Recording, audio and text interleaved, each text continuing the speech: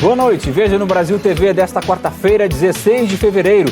A chuva na região serrana do Rio, mais de 60 mortes confirmadas no temporal que atingiu a cidade de Petrópolis. Chuva em Minas Gerais. Cidades da região metropolitana têm ruas e casas alagadas. Moradores tiveram que ser resgatados pelos bombeiros. Novos casos da variante Ômicron são registrados em São Paulo e Minas Gerais. E ainda, uma obra de Aleijadinho volta a ser exposta em Mariana depois de passar por uma restauração de 5 meses. É agora no Brasil TV.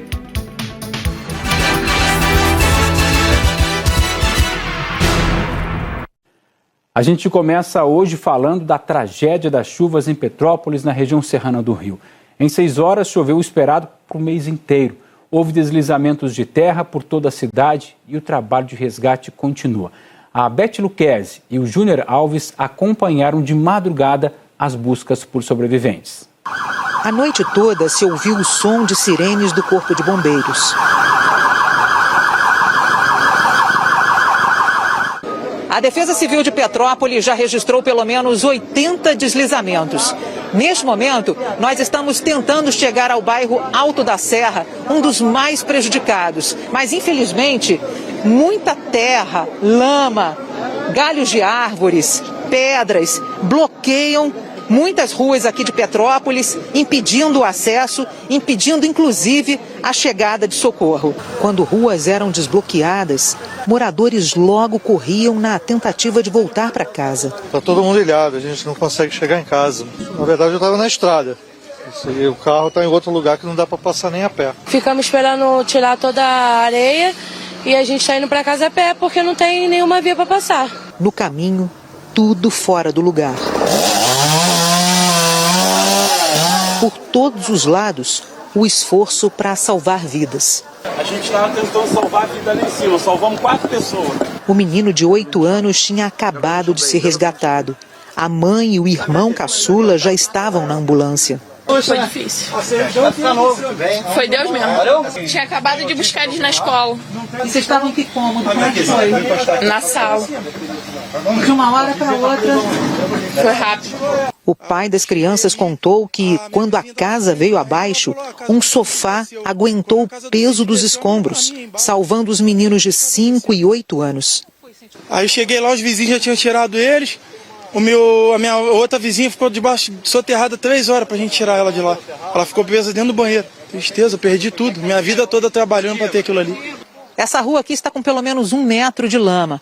A gente consegue observar isso vendo a porta daquela loja. Aqui também, pelo menos 10 carros ficaram destruídos, retorcidos. No bairro Alto da Serra, flagramos correria. O que está acontecendo, senhora? Está descendo tudo lá. E desespero. Está caindo tudo, amor. Ai, meu Deus. Mãe, vem pra cá, mãe.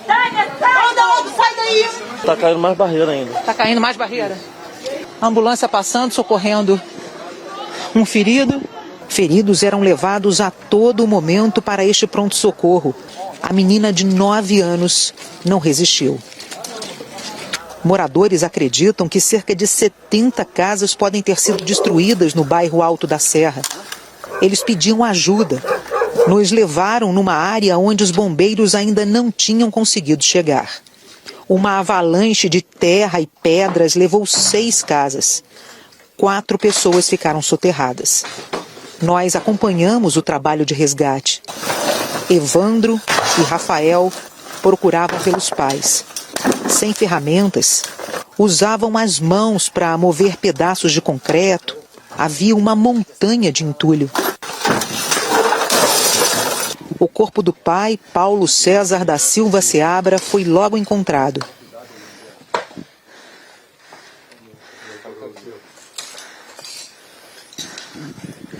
Rafael chamava pela mãe.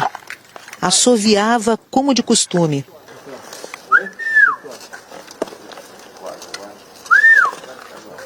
Mas só havia silêncio. Os filhos não têm esperanças de encontrar Eni Rosa Seabra com vida. Paulo César e Eni estavam casados havia 44 anos. Meu filho e minha esposa estão em segurança, mas meu pai, infelizmente, e minha mãe, a gente ainda não conseguiu achar. Mas a minha mãe, coitada, a gente ainda vai perder um tempo ainda para achar ela. mas os 2 sem vida, infelizmente. E aí, quando amanheceu, aos poucos os moradores de Petrópolis foram vendo a dimensão dos estragos. A lama e os destroços tomaram as ruas e deixaram muitos lugares irreconhecíveis. Caminhar por Petrópolis hoje é como transitar pelo absurdo. Tudo parece fora de lugar por aqui. Carros retorcidos no meio de ruas que nem parecem ruas. Esse aqui foi arremessado para debaixo de uma ponte. Difícil saber por onde começar a arrumar a casa. Para alguns, não tem nem mais casa. Cíntia, você falou que a sua avó morava aqui, né? É, a casa dela. Ela conseguiu sair? Saiu antes de cair. Só ficou um pedacinho da cozinha e um pedaço do quarto. Segundo a Defesa Civil, em 6 horas, choveu 260 milímetros, mais que todo o esperado para o mês de fevereiro. No pior desastre climático do país, que atingiu a cidade vizinha de Friburgo em 2011, choveu 270 milímetros em 8 horas. 918 pessoas morreram na região serrana. Os moradores estão contando para a gente que quando a água começou a encher lá embaixo, muitos motoristas subiram para tentar se proteger aqui nessa parte mais alta. O problema é que logo na sequência começou a deslizar a terra, muita terra lá do alto. E aí ela foi arrastando os carros lá para baixo. Soterrou muitos deles. A gente conta pelo menos, o que a gente consegue ver, tem pelo menos 8 carros por aqui. A gente estava do lado, a gente estava parado assim, ó, naquela rua ali. Ele do lado de cá e o lado de cá. A barreira atingiu ele primeiro, depois automaticamente já veio me carregando. E ele te pediu ajuda? Aí só gritou, pelo amor de Deus, me ajuda, me ajuda. Mas aí quando a gente viu, o carro já estava assim, enchendo de lama, a gente começou a socar o vidro. O morro veio abaixo, engolindo metade da casa do João. Ele disse que estava na sala quando começou a ver a terra deslizando. Foi só o tempo de correr para dentro. Por pouco eu escapei, porque eu vi começar a desabar. Aí eu peguei e corri. Nasci de novo, né? Eu tenho uma outra vida agora. O acesso até esse ponto mais alto do bairro Castelânia está completamente obstruído. Só dá para passar a pé. Mesmo assim, os moradores se juntam no esforço de tentar limpar o máximo que der. Aflito com a situação, o Gabriel, de 13 anos, saiu de casa disposto a ajudar com o que tinha em mãos. É uma pá de lixo, né? Mas é a única coisa que eu tinha lá em casa, eu vou tentar, né, fazer alguma coisa com ela. Outra coisa que chama a atenção da gente é que a chuva já parou há algumas horas e a água continua a descer muito forte por aqui. Os moradores dizem que a força da correnteza era tanta ontem à noite que quem estava lá embaixo não conseguia subir e quem estava aqui em cima não conseguia descer. Quando a luz acabou, a Natana e a Olívia, de apenas 2 meses, ficaram sozinhas, isoladas e incomunicáveis. Imagina a angústia da família. Eu não consegui chegar, ela ficou sozinha, sem luz. Aí nós demos um jeito de vir buscá-la. Rolando tijolo, rolando um monte de coisa na rua. Esse carro que saiu de dentro da garagem foi embora junto com a água. No Morro da Oficina, uma das áreas mais atingidas, a encosta deslizou arrastando o que estava pela frente. Pequenos prédios, casas, tudo ficou soterrado. Essa foto mostra como era o morro antes e como ficou depois da chuva. A todo momento, bombeiros desciam carregando vítimas. Aflitos, moradores acompanhavam os trabalhos. Meu Deus! Que tristeza, Senhor! Outros pegavam em pás e enxadas em busca de parentes, amigos ou vizinhos. Ao sinal de qualquer pista, silêncio. A busca desesperada de moradores se repetiu em várias regiões.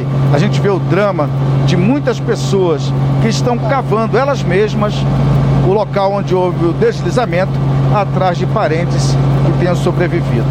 Ainda há muitas pessoas sob escombros. Aqui eu tenho um amigo que perdemos ele, o Marcos, né? Um pedreiro, né? Saiu para fazer um serviço de bico, né? E faleceu, né? E eu acredito ali que umas 14 pessoas mais ou menos estavam soterradas, pelo que eles falaram. Tiraram 2 ali agora, a Jussara e a filha, né? Alguns moradores conseguiram ser resgatados. Essas senhoras e uma mãe com um bebê foram retiradas de uma área de risco pelo helicóptero dos bombeiros. Veja só, no momento em que essa mulher está sendo colocada ali dentro do helicóptero, um bebê, repito, um bebê estava isolado junto com essa família. Então agora eles estão sendo colocados dentro desse helicóptero que vai levar essa família até um local seguro. A Rua Tereza, o maior polo de comércio da cidade, também foi muito castigada. Ali perto, bombeiros estavam à procura de uma família inteira. A informação que a gente tem é que ali em cima tem pelo menos 6 pessoas da mesma família ainda soterradas, um local de difícil acesso que ontem a Defesa Civil não conseguiu acessar e hoje está com um pouco de dificuldades. O governador do Rio, Cláudio Castro, do PL, disse que o governo do estado está enviando máquinas, homens e equipamentos para ajudar nos trabalhos de resgate e de limpeza. Nós acreditamos que são mais um ou 2 dias para que a gente termine esse processo de limpeza e no fim de semana, se Deus quiser, a chuva, o sol aí está aí, tinha previsão de chuva, espero que não chova, mas não chovendo, entre hoje, amanhã e no máximo até o fim de semana, a vida já vai estar voltando ao normal nas áreas mais comuns da cidade, não nas áreas de grande tragédia, ali vai demorar um pouco e o estado vai ter que entrar muito forte ali. Também choveu em Minas Gerais, famílias foram retiradas às pressas de casa por causa das enchentes na região metropolitana de Belo Horizonte. Em algumas áreas, choveu mais do que o dobro do esperado por o mês inteiro. Com um tempo mais firme pela manhã, foi possível ver a situação no município de Joatuba, na região metropolitana de Belo Horizonte. Por aqui, ainda há vários pontos de alagamento e muitas famílias continuam ilhadas. Pelo menos 4 bairros da cidade foram atingidos. A gente conseguiu chegar em um deles, onde 24 horas depois da chuva, ainda tem correnteza nas ruas. Aqui a água subiu cerca de 1,5 metro e invadiu as casas. Pelo menos 50 pessoas tiveram que ser retiradas às pressas. Nós chegamos com sirene, descemos com as viaturas da Defesa Civil, com os ajudantes, para dar um apoio e segurança para as famílias. Tiramos, alguns foram para a escola, os outros ficaram esperando os parentes, que ainda estão aqui, que ainda não pode voltar, porque a água ainda não baixou totalmente. Mas nós socorremos todo mundo e estamos aqui agora, porque a gente tem que acompanhar, porque ainda temos previsão de chuva. Em Mateus Leme, também na região metropolitana de BH, ruas estão cheias de lama. A chuva começou ontem, rios transbordaram e a cidade ficou alagada. Os bombeiros tiveram que usar botes para resgatar quem corria risco. Parte do muro da casa do seu Giovanni caiu. Você nunca espera quem vem, né? E chegou muita água mesmo. Na zona rural, mais estragos. Nem todo mundo teve tempo de retirar os animais. Esse cavalo ficou encostado na cerca para não ser levado pela correnteza. A força da água arrancou parte do asfalto e destruiu essa ponte. Para sair de carro, agora é preciso seguir por outro caminho, com 80 quilômetros a mais. Para os pedestres, a Defesa Civil improvisou uma passarela. Todo mundo depende dessa ponte. Então, é muito difícil. A maior parte do pessoal aqui do bairro aqui trabalha fora. E tem muita pessoa idosa lá de cá que precisa no posto de saúde lá do outro lado, então tá tudo ilhado. Segundo a Defesa Civil, 422 cidades mineiras estão em situação de emergência por causa da chuva. Belo Horizonte voltou a entrar em alerta máximo de risco para deslizamento de encostas. De acordo com a meteorologia, em algumas regiões da capital mineira já choveu mais do que o dobro do que era esperado para esse mês. Também choveu forte hoje de manhã no interior do Maranhão. A cidade de Poção de Pedras, a 320 quilômetros da capital São Luís, ficou debaixo d'água. A cobertura completa sobre as chuvas em Minas Gerais, a tragédia na região serrana do Rio de Janeiro. Todas as informações você vai ter daqui a pouco no Jornal Nacional. Vamos falar agora da Covid-19. Em Mato Grosso do Sul, mais de 500 acadêmicos tiveram a matrícula trancada na universidade porque não apresentaram o passaporte da vacina contra a Covid. Oi Cosme, tudo bem? Começaram as aulas da Universidade Federal da Grande Dourados, segunda maior cidade de Mato Grosso do Sul. Para conter o avanço do coronavírus, a UFGD decidiu trancar a matrícula de 581 acadêmicos que não apresentaram comprovante de vacinação contra a Covid-19. Do total de alunos suspensos, 88 informaram em um questionário que não estão com esquema de imunização completo ou não receberam nenhuma dose da vacina. Ao todo, a UFGD conta com mais de 7 mil estudantes matriculados. A obrigatoriedade do passaporte de vacinação foi aprovado pelo Conselho de Ensino, Pesquisa, Extensão e Cultura ainda em 2021.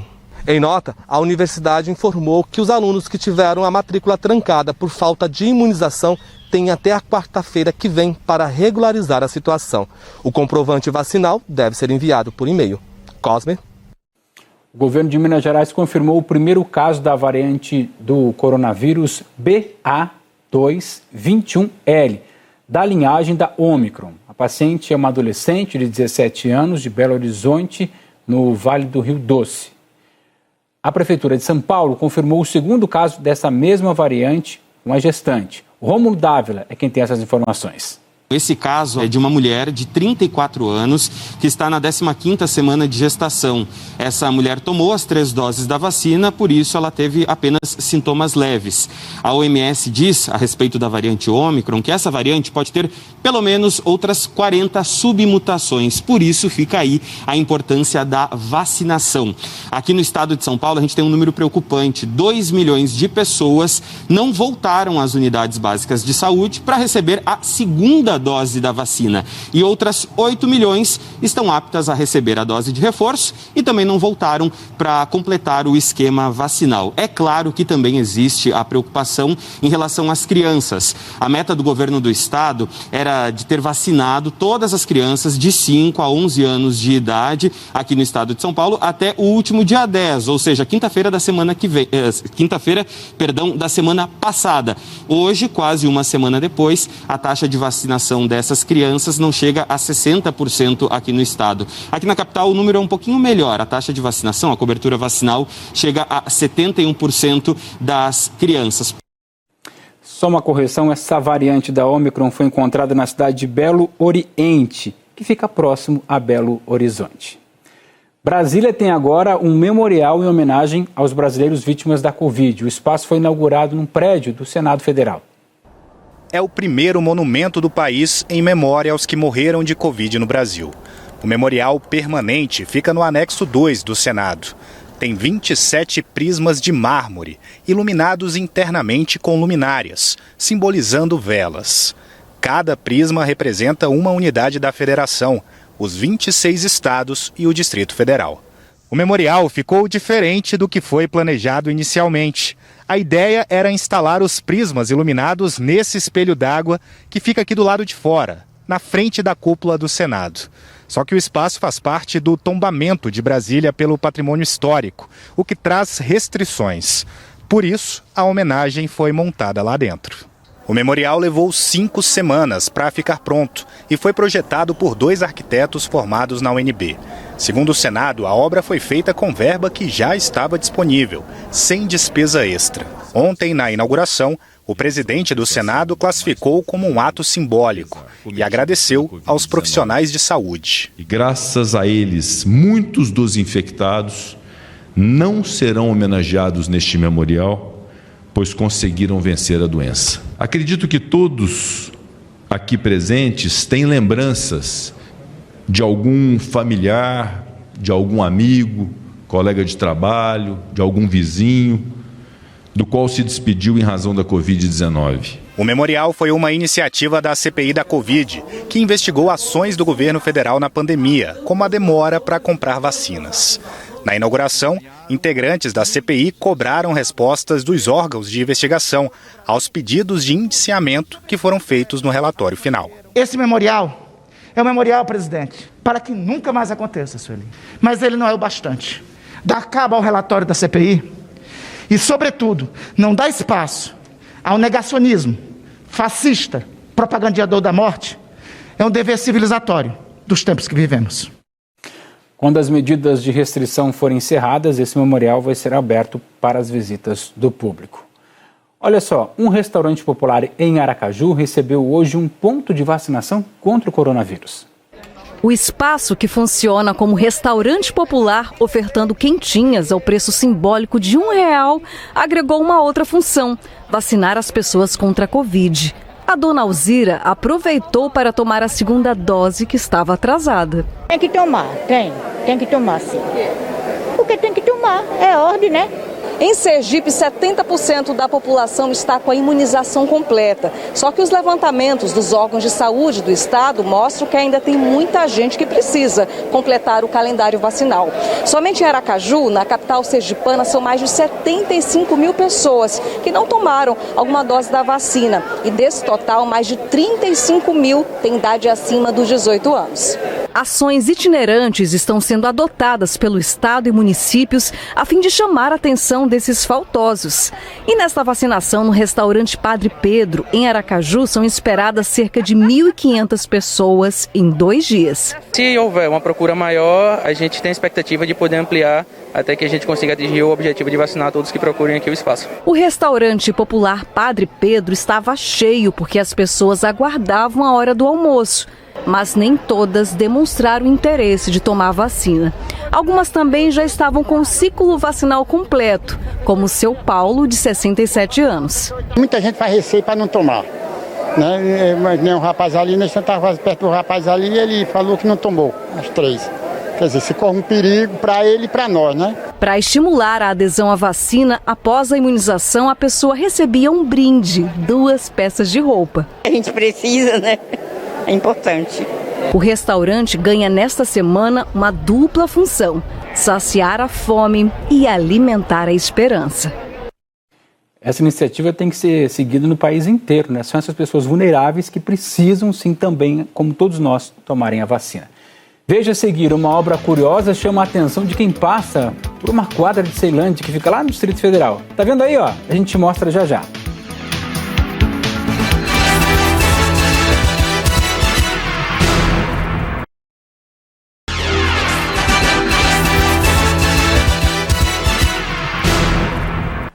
Brasil TV de volta com as imagens de uma estrutura construída num terraço em Ceilândia, lá no Distrito Federal. Um mirante que tem chamado a atenção e deixado alguns moradores curiosos. Dá uma olhada. A estrutura chama a atenção por todo canto que se vê. Eu achei que era antena de internet, alguma coisa assim do tipo. Mais uma tentativa. Para mim era um observatório, um curioso, né? Tava querendo fazer para observar alguma coisa assim, como curioso. Na dúvida, o Carlos perguntou para um vizinho e não deu outra. Que ele também não sabia, mas deu a opinião como fosse de internet, né? Da estação terminal do metrô de Ceilândia também dava para ver. Tá vendo que tem uma escada ali, tipo uma escada para subir. Qual seria a finalidade desse mirante, né? Seria um ponto turístico para ver as proximidades da Ceilândia, né? As imagens do Globodrone mostram a estrutura do mirante no topo de um prédio residencial. Ele é todo feito de metal e fica preso a cabos de aço. Uma escada em espiral dá acesso à visão de todo o horizonte da região de Ceilândia. De baixo também pressiona. O mirante está acima do 3º andar do prédio, que fica no conjunto D da QNN 7 de Ceilândia Norte. Além de despertar a curiosidade, tem morador preocupado com a estrutura. Olha só esse negócio na Ceilândia, um mirante, olha a torrezinha lá no meio. Acho que não tem luz para indicar caso passe um helicóptero. Olha o perigo. Esse engenheiro civil também viu as imagens e levantou a questão da segurança. Se houver algum acidente com esta obra, ela vai provocar não só danos locais na própria edificação, mas pode atingir vizinhos e terceiras pessoas que não estão envolvidas no assunto. Pelo GPS dá para ver que o mirante já está lá há pelo menos 6 meses. Mas só recentemente, depois que a imagem circulou nas redes sociais, é que o mirante ganhou repercussão. Eu vou bater aqui para tentar falar com algum responsável ou o dono do terreno para matar essa curiosidade. O porquê da construção dessa estrutura é só para observar a paisagem mesmo e também ver o que ficou decidido depois que uma equipe de fiscalização do DF Legal veio até aqui ao terreno e falou com o proprietário. A filha do dono conversou com a nossa equipe, mas não quis gravar a entrevista. Ela contou que a ideia foi do pai, de 74 anos. Ele fez o mirante para apreciar o pôr do sol e orar, já que não tem ido mais ao monte de oração da cidade com medo da violência. Ela disse que o pai foi notificado e tem 20 dias para regularizar o mirante. O DF Legal disse ao DF1 que se isso não ocorrer, a estrutura tem que ser demolida. Já de acordo com a Secretaria de Desenvolvimento Urbano, não há uma legislação que dê amparo a esse tipo de construção da maneira que foi feita. Bom, enquanto isso, uma joia do barroco brasileiro esculpida pelo mestre Aleijadinho volta a ser exibida no Museu de Arte Sacra de Mariana. A imagem Santana Mestra estava em Belo Horizonte e passou por uma restauração bem delicada. 5 meses de restauração. Santana Mestra, obra do século XVIII de Aleijadinho, estava tão danificada que há anos não ficava em exposição.